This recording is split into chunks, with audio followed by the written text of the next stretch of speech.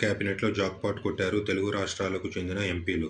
గత కేబినెట్‌లో మంత్రులుగా చేసిన కిషన్ రెడ్డి మరోసారి మంత్రి పదవిలో కొనసాగించారు. సికింద్రాబాద్ నుంచి గెలిచిన కిషన్ రెడ్డి ప్లేస్‌లో నిజామాబాద్ ఎంపీ అరవింద్‌కి గానీ, మహబూబ్‌నగర్ ఎంపీ డీకే అరుణకు గానీ ఛాన్స్ దక్కుతుందని మొదట టాక్ నడిచింది. చివరకు పార్టీకి లాయల్‌గా ఉండే కిషన్ రెడ్డి వైపు కేంద్రం మొగ్గు చూపింది.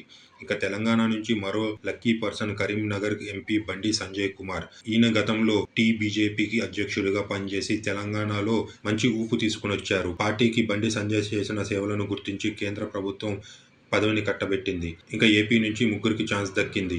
ఎన్డీఏలో భాగంగా టీడీపీ నుంచి ఇద్దరికి మంత్రి పదవులు రాగా, బీజేపీ నుంచి మొదటిసారి గెలిచిన నరసాపురం ఎంపీ శ్రీనివాస్ వర్మకి కేంద్ర మంత్రి పదవి కట్టబెట్టింది. టీడీపీ సీనియర్ రామ్మోహన్ నాయుడు గుంటూరు నుంచి ఫస్ట్ టైం గెలిచిన పెమ్మసాని చంద్రశేఖర్ని కేంద్ర కేబినెట్లో తీసుకున్నారు మోదీ.